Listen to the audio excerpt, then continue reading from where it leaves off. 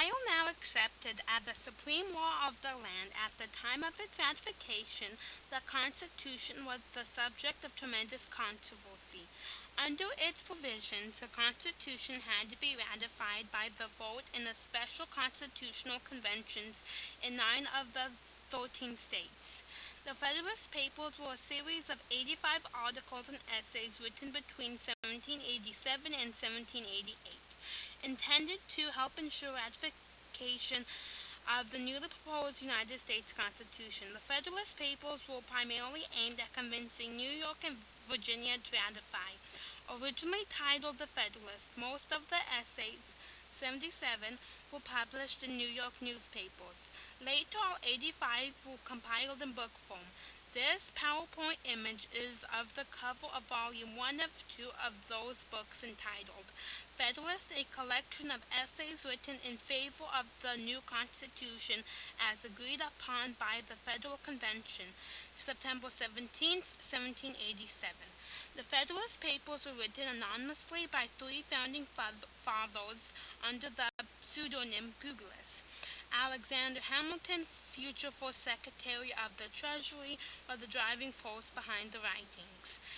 He recruited fellow writers James Madison, future President, and John Jay, future first Chief Justice of the Supreme Court, as co-writers. Hamilton is said to have authored 51 of the 85 Publius Papers, Madison 29, and John Jay 5. The actual number each really wrote remains disputed. It is likely Madison wrote more than 51, but that cannot be decisively proven. Whether or not the U.S. Constitution, pictured in the slide, was to be ratified, was the subject of a great American debate between 1787 and 1788. The controversy raged throughout post-Revolutionary War America, in the taverns, over dinner tables, in the streets, and in newspapers.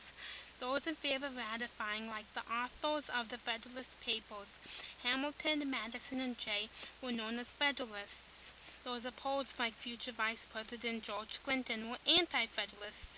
Clinton, although anti-Federalists, considered this new instrument of government a threat to the people's rights and privileges, especially before it contained a Bill of Rights.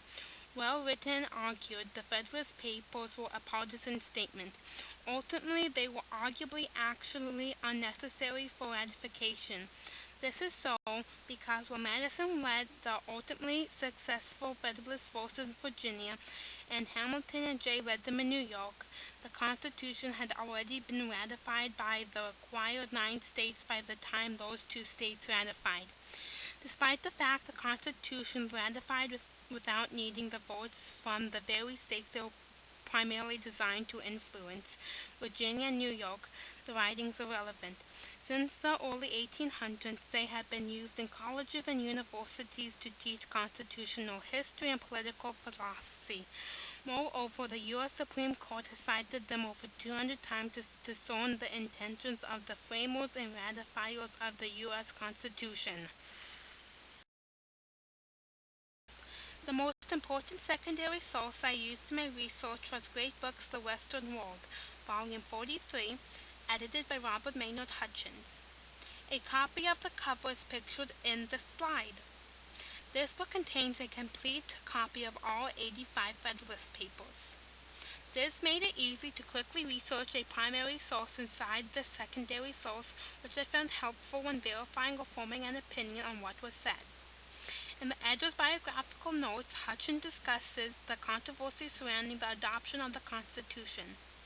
He discusses both the Federalist point of view and the point of view of the anti-Federalists, like future Vice President George Clinton, who wrote anonymously against adopting this new instrument of government. Hutchins provides biographical information about each of the authors of the Federalist Papers: Alexander Hamilton, James Madison, and John Jay.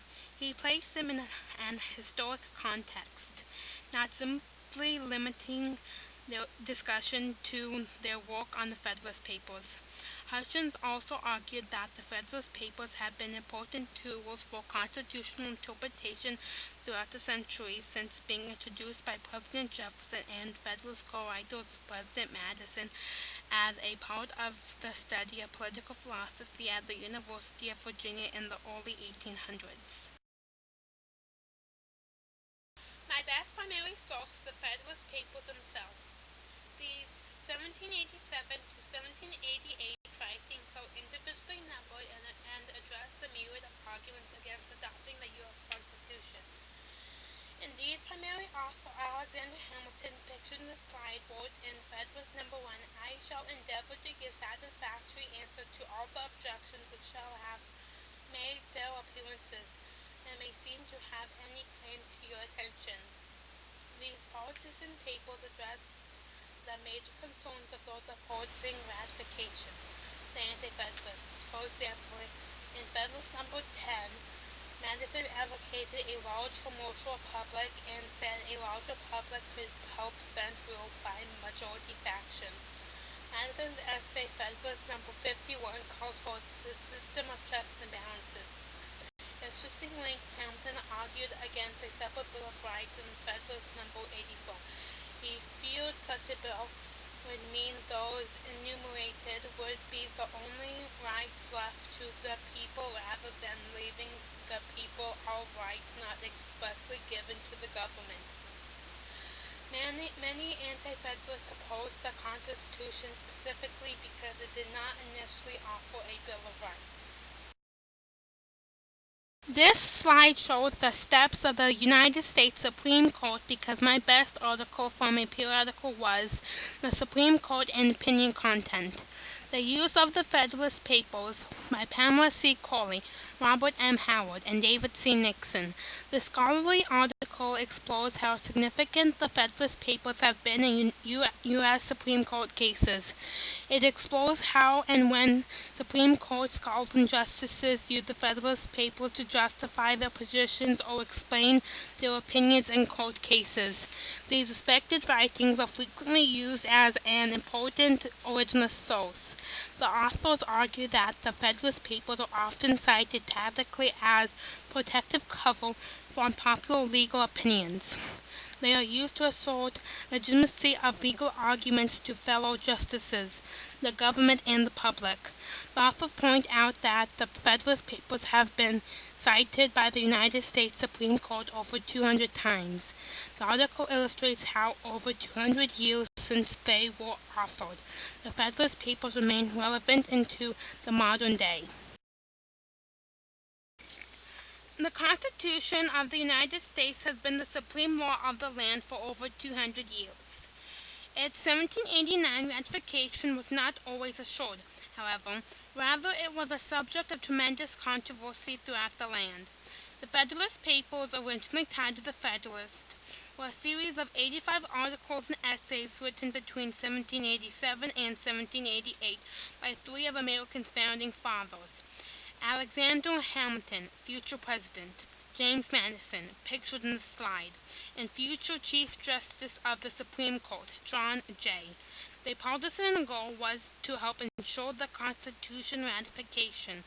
Many anti-Federalists who did not want to adopt the new instrument of government in the new nation opposed them and wrote counter-arguments to the Federalist Papers. For the Constitution itself, only 9 of the original 13 states had ratified it. This threshold had already been met by the time the two states the Federalist Papers were most intended to influence, Virginia and New York, finally voted to ratify. Thus, the Federalist Papers were arguably ultimately unnecessary for ratification. Despite that, the Federalist Papers remain important historic papers. For over 200 years, they have been used by historians, in colleges, and by courts to help understand and interpret the Constitution. They remain a guidepost for scholars and judges to the present day.